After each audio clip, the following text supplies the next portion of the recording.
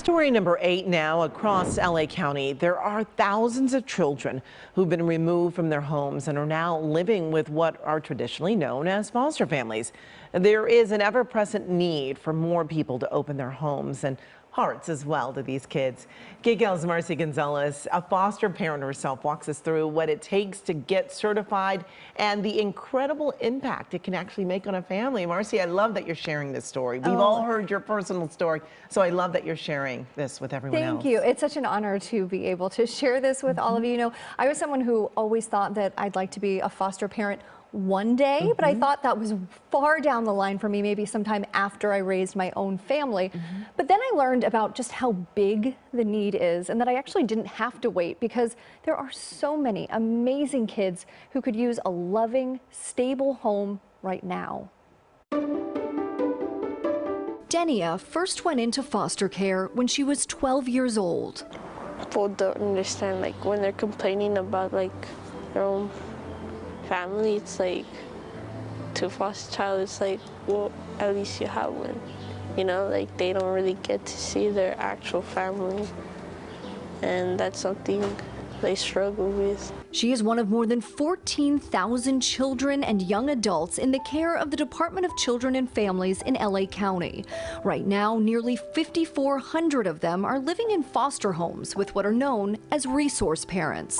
A resource parent, formerly foster parents, is the name that we call individuals who bring children into their care, open their hearts and their homes, and provide us assistance. The Los Angeles County Department of Children and Family Services is constantly looking for more people willing to consider opening their homes to kids who, for one reason or another, are removed from their primary caregiver's custody. There's a great need for resource parents in Los Angeles County. It always will be a need because, unfortunately, children continue to come into the system due to circumstances beyond their control. It's a need Cora Pearson has stepped up to meet for more than 4 decades. This is my family.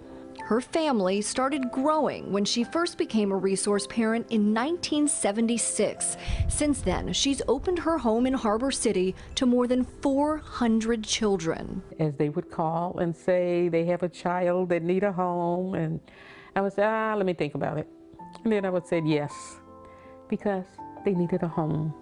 It's all about needing a home and helping and nurturing and supporting. Pearson says it wasn't always easy, but the rewards for the children and herself were countless. I did children from 0, fresh out of the womb, to 18, and it was just a wonderful experience seeing how the children integrated in the family and supported each other. They gave love because they wanted love. And the rewards that I seen, you know, from the children that I had nurtured and supported, it was just a great reward. Resource parents can be single or in a relationship. They have to pass a background check, complete an online training course, pass a home inspection, and while there is a stipend paid to resource parents, they do have to meet an income requirement. But Pearson says the first step is the easiest. Call in, go to orientation, see if this is something for you. It may not be for you. You might want to be a volunteer or a mentor. That conversation could change the course of a child like Denia's life and your own. Foster kids deserve love, like someone to love them as their own, like their own mother should have. At the end of the day, you'll feel good about it, knowing that you're helping this child who has been through a lot. And Denia is such a remarkable young woman. She's 18 now, just graduated from high school and is starting college. And she credits much of her success to the amazing resource parent she's lived with for the past 6 years. Now, Now, it's worth noting that some of DCF's cases do go to adoption, but the primary goal of being a resource parent is to support the child's reunification with their family whenever possible. And if you want to learn more about signing up or other ways to help, you can go to kcalnews.com/SeenOnTV. And I know that the goal is really to help the children, but I have seen firsthand how having a special child in your home has just really changed you. I mean, I've seen the joy and the happiness in you It firsthand. really does bring so much joy, not only to me and to my husband, but we have a biological son. He's 3 years old, and he has loved having these other children in our home. We fostered a teenager first, and it was so great for my son to have a big brother. Yes. And that child is still a part of our lives. He's not living with us, but he is considered a part of our family forever.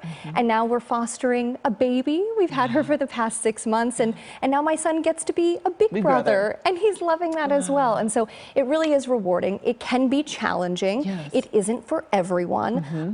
But my husband and I actually started this about a year ago because we saw a story on the news and we saw the need and said, you know what, maybe we just see what this is all about. Sign up for the classes and see if it feels like a good fit.